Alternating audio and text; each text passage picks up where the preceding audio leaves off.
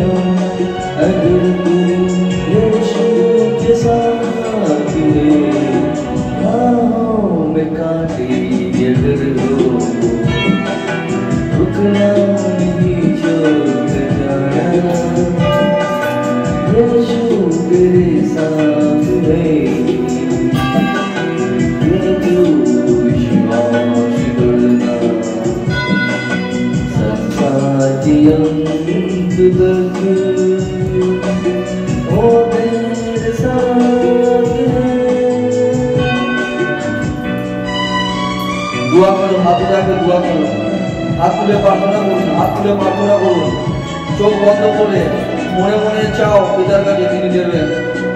প্রার্থনা করো চোখ বন্ধ করে, আত্মা দিয়ে চাও, বিশ্বাস রাখো তুমি পাবে। চোখ বন্ধ করুন, চোখ বন্ধ করুন।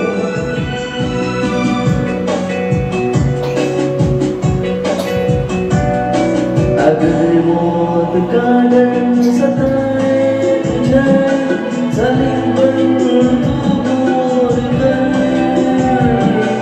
अगर मौत का डर सताए तुझे सलीम पर दूर कर यीशु ने मौत को जीत लिया है उस पर तू विश्वास कर राहों में कांटे अगर हो रुकना नहीं छोड़ जाना यीशु तेरे साथ है ये तू विश्वास करना संसार की अंत तक वो तेरे साथ है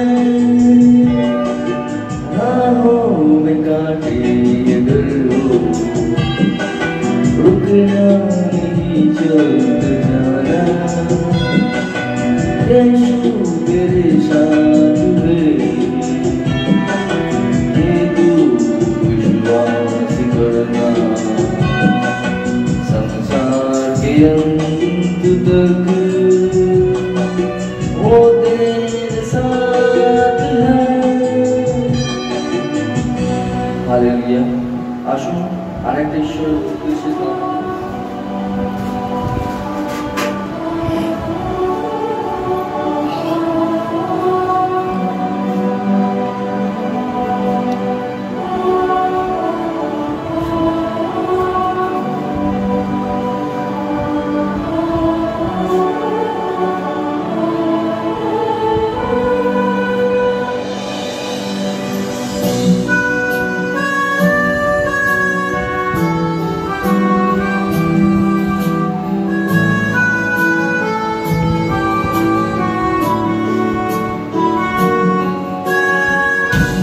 तेरी स्तुति और आराधना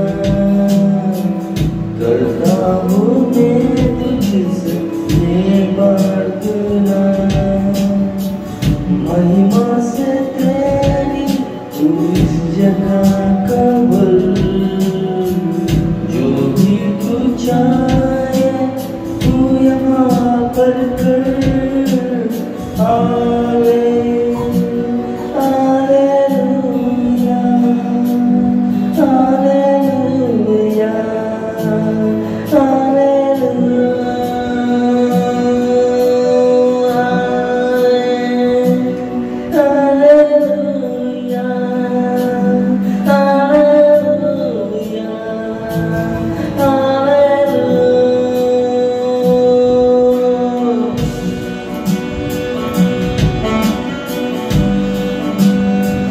मेरे खुदा है मेरे प्रभु तू दया कर मेरे बाप तू दया कर इन बच्चों पर मेरे खुदा मेरे मालिक मेरे खुदा तू दया कर मेरे मालिक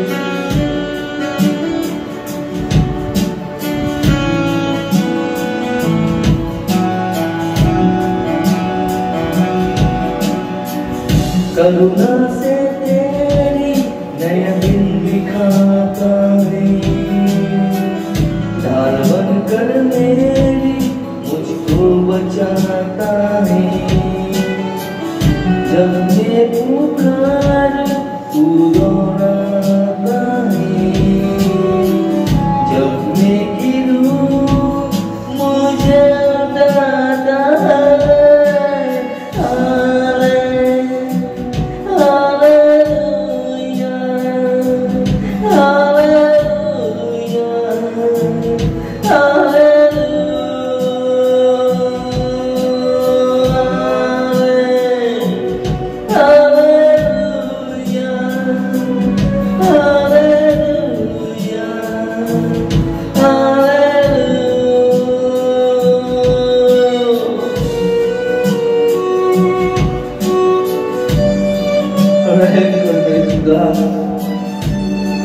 जो आया तेरे पास मेरे खुदा खाली हाथ ना जा मैं खुदा हर एक क्या खुदा यीशु नासरी के नाम पर मांगता हूँ मेरे खुदा यीशु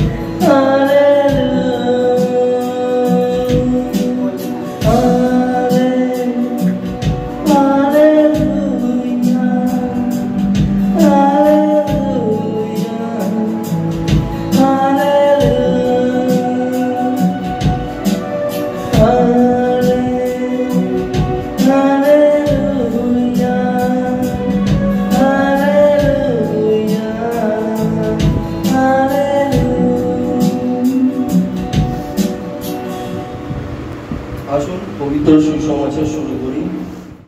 পাপ স্বীকারোক্তি সম্পর্কে বাইবেলের পথ। আজকের সুসমাচার হচ্ছে পাপ স্বীকারোক্তির সম্পর্কে বাইবেলের পথ। আসুন আমরা খুলে নেব যোহন 15:5। যোহন 15:5। আমি দ্রাক্ষালতা আর তোমরা বলি শাখা, যে আমার সঙ্গে সংযুক্ত থাকে এবং যার অন্তরে আমি বিরাজ করি সে অজস্র ফলে ফলবান হয়। আমিন।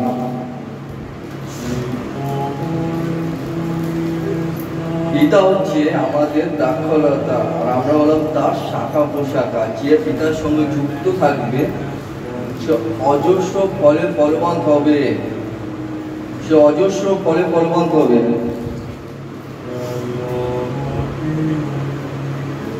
তার ফল কোনোদিন কমবে না, বাড়তে থাকবে। তার মানে এই যে তাকে বিশ্বাস করে তার সাথে এগিয়ে চলতে হবে, যে আমি পাবো কি পাবো না, হবে কি হবে না এরকম বলে চলবে না। হবে মানে হবে, পাবো মানে পাবো, মানে আমার বিশ্বাস যে আমি ঠিক হয়ে যাব, বা এটা চেয়েছি মানে আমি পেয়ে গেছি। আর পিতার সাথে আমাকে থাকতে হবে। কোনো রকম ঠকবাজি, ঠকানো, মিথ্যা কথা, ছ্যাঁচড়ামো, ব্যভিচার এই সমস্ত চলবে না। একজন মানুষ যদি সারাক্ষণ ব্যভিচার করতে করে করে অভ্যস্ত, সে ব্যভিচার করবে আর বলবে যে আমি মানে ভালো মানে পিতার কাছে শুধু পাবো, প্রার্থনা করে পেয়ে যাবো, তো এটা তার ভুল ধারণা, তার সে কিছুই পাবে না। কেননা ব্যভিচার করা যদি না ছাড়ে, যদি সে যদি ব্যভিচার ত্যাগ করে দিয়ে সে যদি আবার ভালো পথে হাঁটতে শুরু করে, পিতা তার উপরে খুশি হবে, তার সমস্ত কিছু ফিরিয়ে দেবে। আর এখানে মধ্যে বলছে যে পিতার সাথে থাকবে তাকে সৎ চরিত্রবান পবিত্র হতে হবে। কারণ পিতা বাক্য বলছে আমি পবিত্র, তোমরাও পবিত্র হও। ঈশ্বর পবিত্র, তো তার সন্তানরা কি হবে? পবিত্র, পবিত্র হচ্ছি। আমি বলতে চাইছি, যদি তুমি ব্যভিচার করো, পাপ করো, অন্যায় করো, ছ্যাঁচড়ামো করো, চুরি করো, ডাকাতি করো, কাউকে বিনা দোষে বদনাম করো, পিতা তোমাকে মানবে? পিতা বাক্য বলছে আমি পবিত্র, তুমি পবিত্র হও। তুমি যদি অপবিত্র হও তাহলে তুমি কি করে ফলবান হলে? তবে তুমি আমার সন্তান কি করে হলে? তুমি তো শয়তানেরই সন্তান। কারণ শয়তান থেকে এই সমস্ত আসে, যা শয়তান শেখাবে সেটাই তুমি করবে। অর্থাৎ তুমি প্রভুর নয়, যে প্রভু তবে সে পাপ করে না, করতে পারে না। কারণ ঈশ্বর সর্বদা নিজের সন্তানদেরকে এই শিক্ষা দেয় না। আরে নর্মালি বাবা মাই শিক্ষা দেয় না যে সন্তান খারাপ পথে যাক। তার জন্য পিতা বাক্যটা বলছে যে আমার সাথে থাকবে সে অজস্র ফলে ফলবান হবে। আমি হলাম মেন, মানে প্রভু যিশু হলো মেন। এখানে বলছে আমি হলো দ্রাক্ষালতা, তোমরা হইলে শাখা পোশাখা। শাখা পোশাখা মানে সে যদি ওই শাখা পোশাখা যদি গাছ থেকে আলাদা করে দেয়, সে তো শুকিয়ে মরে যাবে, সে কিছুই পাবে না, না রস পাবে না, পশ পাবে, কিছুই পাবে না, সে তো শেষ। ঠিক সেইভাবে তুমি যদি প্রভুর সাথে যুক্ত হতে চাও তাহলে নিজেকে পবিত্র করো, আর যদি নোংরামো করতে চাও তাহলে প্রভুর থেকে আলাদা হয়ে যাবে। আর তোমরা ফলবান তো হবে না, তুমি শুকিয়ে মরে যাবে। আর সে মরা হবে অনন্ত মরা, মানে অনন্ত নরকের মৃত্যু, যেখান থেকে তুমি বেরোতে পারবে না, কেউ পার পায় না। আসুন আরো দেখে নেব যোহন 15:6। যোহন 15:6। কারণ আমাকে ছাড়া কিছুই তোমরা করতে পারো না। যে আমার সঙ্গে সংযুক্ত নয়, শুকনো শাখার মতোই সে পরিত্যক্ত হয়। শুকনো শাখাগুলি জড়ো করে আগুনে পুড়িয়ে দেওয়া হয়। আমিন। হালেলুয়া। কি বললো? কারণ আমাকে ছাড়া তোমরা চলতে পারবে না। শুকনো শাখার মতোই সে পরিত্যক্ত হবে। শুকনো শাখাগুলি জড়ো করে যেরকম আগুনে পুড়িয়ে দেওয়া হয়, ঠিক সেভাবেই তোমাদেরকে এক জায়গা করবে, করে সেই অনন্ত নরকে ঠেলে দেবে, যেখান থেকে তোমরা বাঁচতে পারবে না। তোমাদের যে কুকর্ম, যে সমস্ত পাপ, যে সমস্ত নোংরামো যদি না ছাড়ো, তাহলে পরে তোমাদেরকে যে সমস্ত নোংরা আবর্জনা আছে না, ধরুন কিছু কিছু মণ্ডলীর মধ্যে আছে, এমন ভাবে আসে যে সে অনেক বড় পবিত্র, তার মতো নির্দোষ কেউ নেই, সে কোনোদিন পাপই করে। কেননা বাক্য বলছে যে বলে আমি পাপ করি, কেননা সে মিথ্যেবাদী, কারণ সকলেই পাপ করেছে। এমন কেউ নেই যে পাপ করেনি, তার কারণে প্রভু যিশুকে আসতে হয়েছে। যাই হোক, এখানের মধ্যে সেইটাই বলছে, কিছু কিছু মণ্ডলীর মধ্যে মানে কিছু কিছু মানুষ আছে যারা পাস্টাররা শিখিয়েই চলে যে তোমরা অন্যায় করো না, নিজেকে ঠিক করো, পাপ থেকে বাঁচাবার চেষ্টা করো। তারা কিন্তু তোমাদেরকে ইঙ্গিত করে, তোমাদেরকে বোঝায়, কিন্তু কিছু কিছু মানুষ আছে তারা কিন্তু নিজেই পাপ করেছে, তারা শোনেই না, প্রভুর কথা মতন ওটা বসাও করে না, পিতার ইচ্ছা মতন চলারও চেষ্টা করে না, পিতার সঙ্গে লেগে থাকে না। তাই জন্য এখানে মধ্যে বলছে, কারণ আমাকে ছাড়া তোমরা চলতে পারবে না। যদি তুমি পিতার কথা না শুনে তুমি যদি নিজের ইচ্ছা মতন চলো, তাহলে পরে সেই শূন্য শাখা পোশাকার মতন হবে, যেখানের মধ্যে সবকে এক জায়গায় করবে আর তোমাদেরকে সেই অনন্ত নরকে ফেলে দেবে। তখন তো কি হবে তোমাদের? তোমরা সমস্ত নোংরা, যে সমস্ত পাপ কর্ম, সমস্ত কিছু পরিত্যাগ করতে হবে, করে পিতার দেখানো ইশারায়, পিতার দেখানো কথায়, বাক্যতে চলতে হবে। তুমি তার কথা অনুসারে চলো, কোনো রকম পাপ, কোনো রকম ছাইরাম, কোনো রকম মিথ্যা কথা, কাউকে ঠকানো, চুরি করা, ব্যবসা করা, দিব্যি দেওয়া, দিব্যি নেওয়া, অভিসম্পদ করা, এই সমস্ত চলবে না। তোমার কাজ থাকবে মানুষের মঙ্গল চাওয়া, এক অপরকে মিল করিয়ে দেওয়া, কারোর জন্য প্রার্থনা করা, এমনকি শত্রুর জন্য প্রার্থনা করা।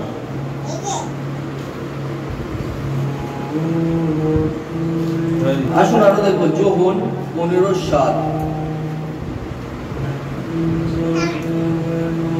যোহন 15:7। যদি তোমরা আমাকে আশ্রয় করো এবং আমার বাণী যদি তোমাদের অন্তরে বিরাজ করে, তাহলে তোমরা যা চাইবে তাই পাবে। আমিন। দেখেছেন এখানে কি বললো? যদি তোমরা আমাকে আশ্রয় করো এবং আমার বাণী যদি তোমাদের অন্তরে বিরাজ করে, আমার বাণী অর্থাৎ পবিত্র বাক্য, যে সমস্ত বাক্য তোমাদেরকে শিক্ষা দেয়, যে সমস্ত বাক্য তোমাদের সঠিক রাস্তা চলার পথ বলে দেয়, সেই সমস্ত কথা অনুসারে যদি তোমরা চলো, তাহলে পরে তোমরা ঈশ্বরের কাছে যা চাইবে তাই তোমরা পাবে। কিছুই বাদ করবে না। তুমি যদি বলো যে আমার জন্য এটা করে দিন প্রভু, অবশ্যই করে দেবে। যদি তুমি তোমার মা বাবার কাছে যদি ভালো ব্যবহার করো, ভালো কিছু করো, তুমি যদি তোমার মা বাবার কাছে কিছু চাও, সে কি না করবে? না করবে না, সে দেবে। যে করে হোক তোমাকে চেষ্টা করে দেওয়া। এই স্বর্গের পিতারও তেমন। তুমি যদি ঈশ্বরের কথা অনুসারে চলো, সমস্ত কিছু ভুলভাল না করে তুমি তার কথা অনুসারে যদি চলতে পারো, তার বাণী যদি তোমাদের অন্তরে থাকে, তাহলে পরে তুমি যা চাইবে পিতার কাছে তিনি তা দেবে। দেবেন মানে দেবেই, উনি মানুষ নয়, ঈশ্বর। কারণ মানুষ বলবে হ্যাঁ তোকে দেবো, কালকে ভুলে যাবে, দেবেই না। সবথেকে বড় ভগবান হচ্ছে মানুষ, আর ডেঞ্জারাস হচ্ছে সবথেকে বড় জীব, ডেঞ্জারাস জীব হচ্ছে মানুষ। মানুষের থেকে ডেঞ্জারাস কিছু নেই পৃথিবীতে। মানুষ পারে না এমন কোনো কাজ নেই, সবথেকে ডেঞ্জারাস জিনিসই হচ্ছে মানুষ। আসুন আরো দেখানো, মার্ক 11:24।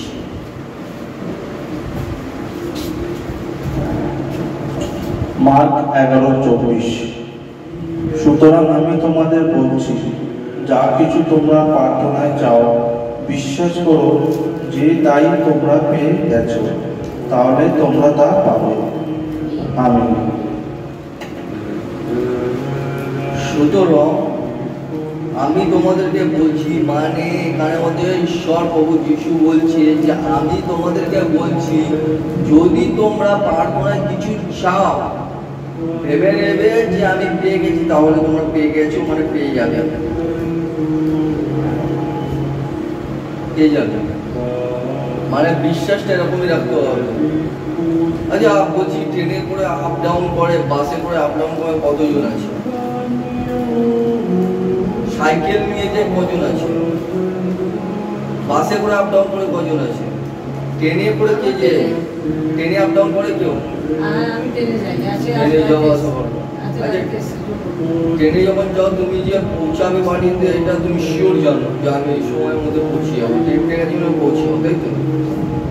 কেন এটা তো মনে আসে না যে রাস্তায় যদি অ্যাক্সিডেন্ট হয়ে যায়? এটা কেন আসে না? নেগেটিভটা চিন্তা করো না, ওরা মৃত্যুর ভয় থাকে না, সেই কারণে পজিটিভটা ভালো করে জানো। ঠিক সেরকমই তুমি যখন এখানের মধ্যে বিশ্বাস আছে মানে আমি ট্রেনে উঠে গেছি আর ওখানে গিয়ে পৌঁছে যাবো আর ঠিক পৌঁছে যাবো, ঠিক সেইভাবেই এখানে আমাদের বাক্যতে বলছে যদি তুমি চাইবে আর সে বুঝবে যে আমি পেয়ে গেছি, মানে তুমি পেয়ে যাবে। তোমাকে আর ভাবতে হবে না যে আমি পাবো কি পাবো না, ও দেনেওয়ালা ঠিক দিতে তোমাকে। যদি যদি ওটা দেওয়ার জিনিস থাকে তো এমন কিছু ছিল না যেটা দেবে হয়েছে, যেরকম আমার জামা কাপড় চেঞ্জ করে সেরকম স্বামীও চেঞ্জ হয়, সেরকম স্ত্রীও চেঞ্জ হয়। আর এটাই হচ্ছে সবথেকে বড় ঈশ্বরের কাছে সবথেকে বড় ভয়ানক পাপ, যা ঈশ্বর আমাদেরকে সৃষ্টি করেছে এক করে দেওয়ার জন্য, সেটা শয়তানে আমাদেরকে ভেঙে দিচ্ছে। যা ঈশ্বর আমাদেরকে সৃষ্টি করেছে এক করে দেওয়ার জন্য, মানে আগে থেকে ভেবে রেখেছে যে এরা দুজন এক হবে, আর এখানে নিচে নেবার পরে শয়তানে তা ভেঙে দিচ্ছে। জানেন অনেক জায়গায় এরকম আছে স্বামী স্ত্রী একসঙ্গে ছিল, খুব ভালোভাবে ছিল, কিন্তু কিছু লোভের জন্য অন্য কোনো পুরুষকে ধরেছে। আমি মনে করছি এখন তারা মনে করে যে আমার ওই স্বামী যা প্রথম যে স্বামী ছিল তার কাছে ছিলাম ভালো ছিলাম, এখন যার কাছে এসে আমি সুখে নেই।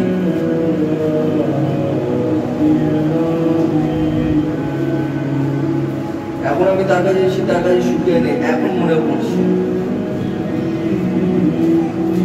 এটা যে করেছে খুব বড় অন্যায় করে ঈশ্বরের বিরুদ্ধে গেছে। যাই হোক টপিকটা চেঞ্জ হয়ে যাচ্ছে, আমি এতে যাবো না, আমি অন্যদিকে ঘুরে যাচ্ছি বাক্য। সেই কারণে বলছে সুতরাং আমি তোমাদেরকে বলছি তোমরা যা কিছু চাইবে, যদি মনে করো যে আমি পেয়ে গেছি তার মানে তুমি পেয়ে গেছো। মনে করে দিতে হবে আমি ঈশ্বরের চেয়েছি মানে পেয়ে যাবো, মানে তুমি পেয়ে গেছো। একটুখানি ধারণা রেখে নেবে, আমার শহরে দেখে নেব এক যোহন একের নয়।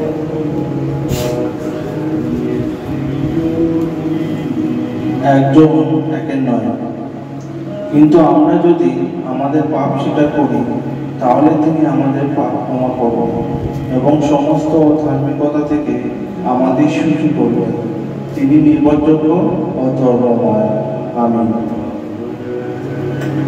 কি বললে এখানের মধ্যে? যদি আমরা নিজের পাপ স্বীকার করি তাহলে তিনি আমাদেরকে ক্ষমা করবেন এবং সমস্ত অধর্মতা থেকে আমাদেরকে সূচি করবেন। তিনি নির্ভরযোগ্য ধর্মময়। আমার কথা সবাই শুনতে পাচ্ছ? বাইরে সবাই শুনতে পাচ্ছ? যদি কোনো মানুষ নিজের পাপটাকে স্বীকার করে নেয় যে আমি এই ধরনের ভুল করেছি আর আমার এই ভুল করার ইচ্ছা নেই, আমি প্রভুর কাছে ক্ষমা চাইছি, তাহলে পরে তার পাপ ক্ষমা হয়ে যাবে, মুছে যাবে।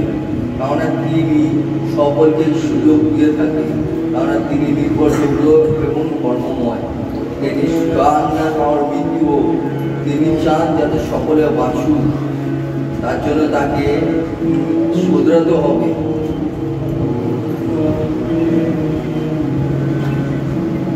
আসুন হিতোপদেশ 28:13 খুলে নেব। হিতোপদেশ 28:13। হিতোপদেশ 28:13।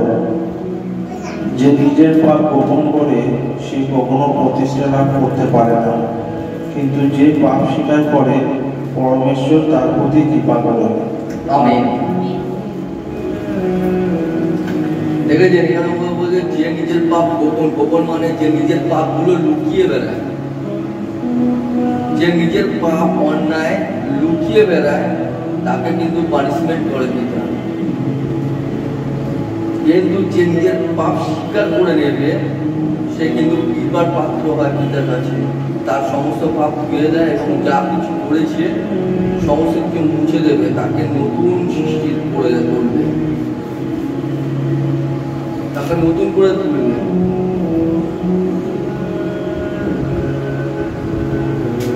আসুন আরো দেখে নেব গীতসংহিতা 32:3। গীতসংহিতা 32:3। আমি যখন পাপ স্বীকার করিনি তখন সারাদিন কোঁকাতে কোঁকাতে আমার হাড় ক্ষয় হয়ে যাচ্ছে।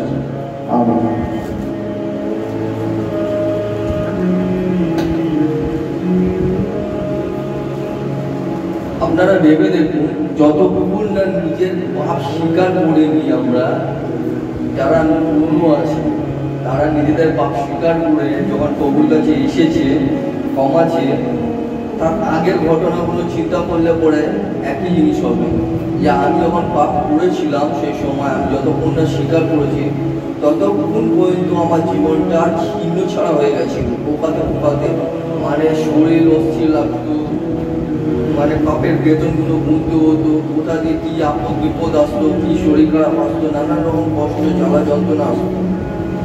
কিন্তু যখন আমি পাপ স্বীকার করেছি তারপর থেকে সমস্ত কিছু মুছে গেছে। এখন শুধু আমাদের মধ্যে ঈশ্বরের প্রেম আর ভালোবাসা এবং সমস্ত পাপ থেকে উদ্ধার করেছে একমাত্র প্রভু যিশুর দিকে তাই লেখা আছে।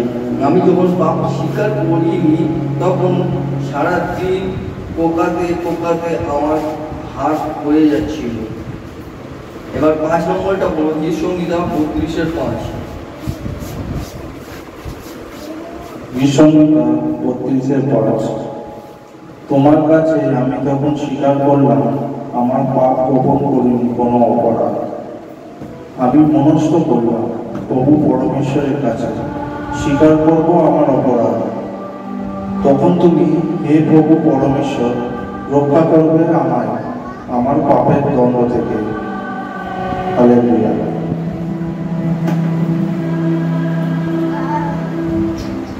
যখন আমি আমার পাপ গোপন করিনি, যখন আমি পিতার কাছে স্বীকার করে দিয়েছি পিতা আমার এই পাপ করেছি, এই অন্যায় করেছি, সে যত জঘন্য, যদি আমি কারোর সাথে শুয়েওছি স্বামীকে রেখে দিয়ে, তাও আমি স্বীকার করছি হ্যাঁ আমি এই ধরনের পাপ করেছি।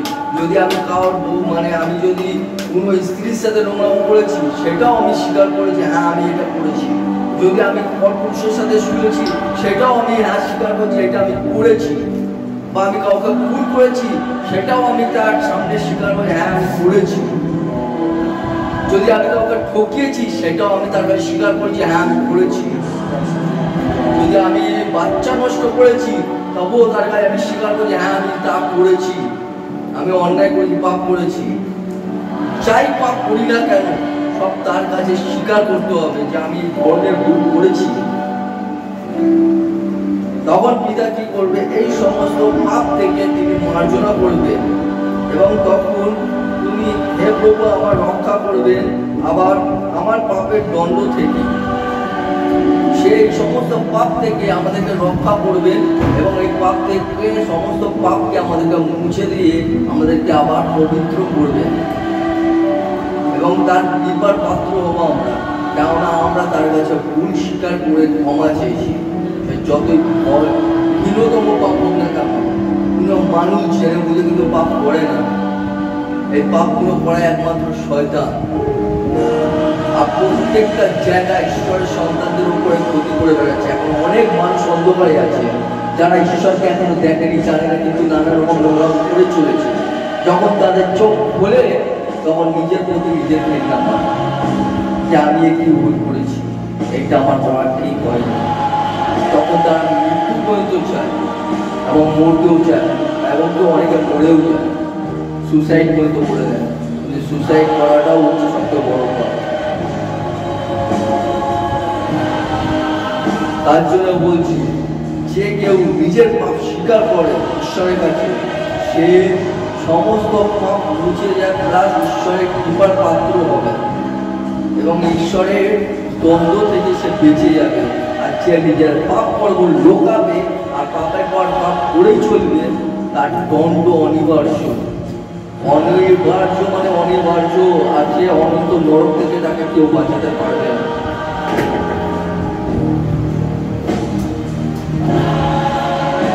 Romeo 10:10, Romeo 10:10।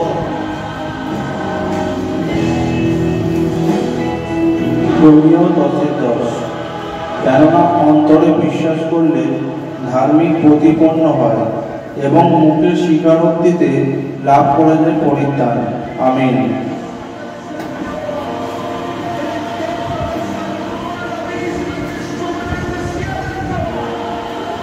দেখেছেন কত সুন্দরভাবে এখানে বলছে, কেননা অন্তরে বিশ্বাস করলে ধার্মিক প্রতিপন্ন হয়। যে অন্তর থেকে বিশ্বাস করে নেবে এই বাক্যকে, ঈশ্বরকে, তারা ধার্মিক প্রতিপন্ন হবে, কিন্তু মুখে স্বীকারোক্তিতে লাভ করা যায় পরিত্রাণ।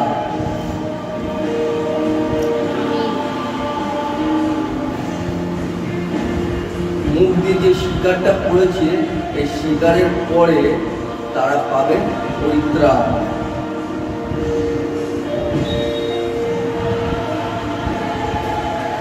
যাকব 4:8, যাকব 4:8।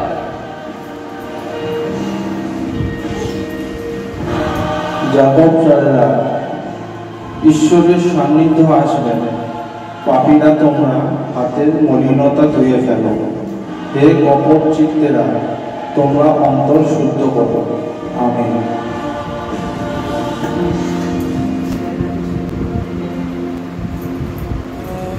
কি বলছে? ঈশ্বরের সান্নিধ্যে আসবেন পাপীরা, তোমরা হাতের মলিনতা ধুয়ে ফেলবে, অর্থাৎ তোমাদের হাতের ময়লা সমস্ত কিছু ধুয়ে ফেলবে।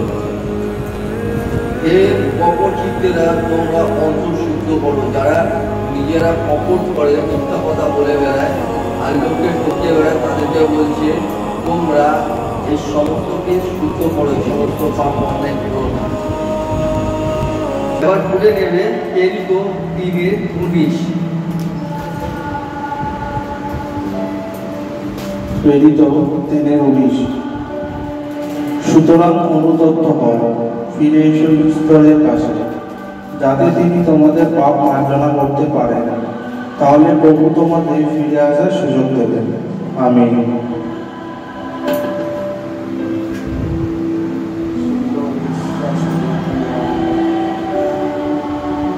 সুতরাং তোমরা অনুতপ্ত হও, ফিরে এসো ঈশ্বরের কাছে, যাতে তিনি তোমাদের পাপ মার্জনা করতে পারেন।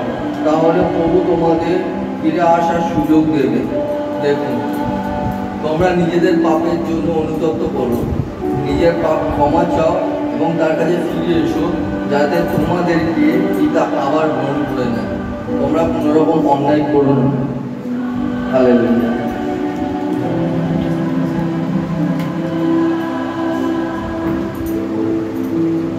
বাক্য এই পর্যন্তই, বাক্য সম্পূর্ণ হলো।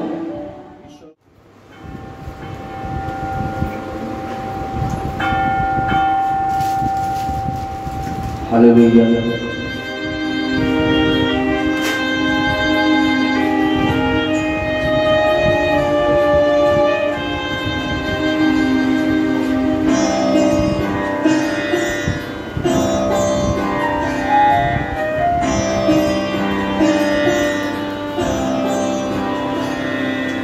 তুমি আমার বন্ধু যিশু, তুমি মম শান্তি।